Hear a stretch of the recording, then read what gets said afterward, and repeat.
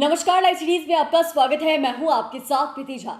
बिहार में सक्षमता परीक्षा पास किए नियोजित शिक्षकों की नौकरी अब खतरे में है। दरअसल आपको बता दें तो नालंदा जिले से खबर सामने आई है कि किस तरीके से सक्षमता परीक्षा जिन नियोजित शिक्षकों ने पास कर लिया है तो उनके लिए काउंसलिंग जो है वो रखी गई थी, लेकिन उस काउंसलिंग में किसी कारणवश ये शिक्षक जो है वो शामिल नहीं हो पाए, जिसके बाद अब शिक्षा विभाग की तरफ से फैसला लिया गया है और कहा गया है कि उनकी नौकरी जो है वो जा सकती है। तो ऐसे में आप समझ रहे हैं कि जो तारीख दी गई थी 21 से 23 नवंबर, इस बीच में सक्षमता परीक्षा पास की तमाम शिक्षकों के लिए जो काउंसलिंग है वो रखी गई थी, या यूं कह सकते हैं कि प्रमाण पत्र सत्यापन को लेकर भी जो तारीख है वो रखी गई थी। लेकिन इस तारीख के बीच में इस जो समय दिया गया था 21 से 23 नवंबर, वहां पर ये तमाम शिक्षक जो है वो नहीं शामिल हुए थे और इन सभी शिक्षकों ने अपने अलग अलग कारण जो है वो भी बताए थे। दरअसल आपको बता दें तो इसमें कुल 807 शिक्षक शामिल हुए और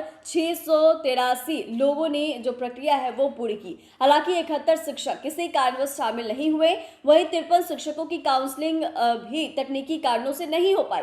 जिन शिक्षकों ने निर्धारित अवधि में काउंसलिंग प्रक्रिया पूरी नहीं की है उनके लिए नौकरी पर खतरा मंडरा सकता है। शिक्षकों की पात्रता और प्रमाण पत्रों की सत्यता की जांच या प्रक्रिया जो है शिक्षकों के स्थायी नियोजन के लिए अनिवार्य है और वहीं काउंसलिंग में वंचित शिक्षकों के खिलाफ कार्रवाई की प्रक्रिया जो है वो भी शुरू हो सकती है।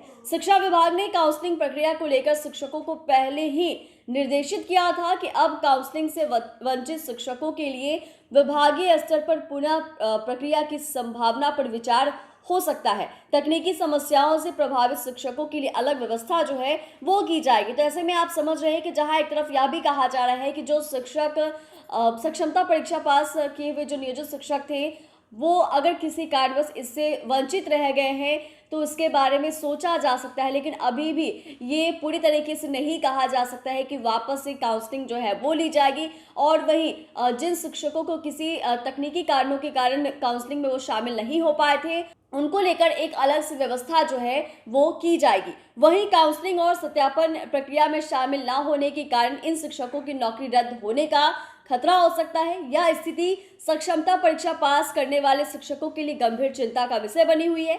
शिक्षा विभाग की सख्ती यह सुनिश्चित करने की दिशा में है कि शिक्षक पात्रता मानदंडों को पूरा करें और काउंसलिंग प्रक्रिया को समय पर पूरा करें। यह कदम स्कूलों में गुणवत्ता शिक्षा अनुशासन बनाए के लिए जरूरी है। ये तमाम चीजें हैं क्योंकि आप समझ रहे हैं कि जहां एक तरफ जो नियोजित शिक्षक हैं उन्होंने सक्षमता परीक्षा पास कर लिया है, लेकिन दूसरी तरफ यह खबरें भी लगातार आती है कि किस तरीके से फर्जी जो शिक्षक है वो बहाल हो जाते हैं क्योंकि सही से जो प्रमाण पत्र है वही नहीं दिखा पाते हैं, फर्जी प्रमाण पत्र उनके पास होता है और ये तमाम चीजें जो है काउंसलिंग में ही होती है। और वहीं अभी ये खबर सामने आई है नालंदा से कि कैसे सक्षमता परीक्षा पास किए हुए जो नियोजित शिक्षक हैं वो जो काउंसलिंग में शामिल नहीं हुए थे उनकी जो नौकरी है वो जा सकती है। चैनल को सब्सक्राइब करें, फेसबुक पेज को लाइक करें। धन्यवाद।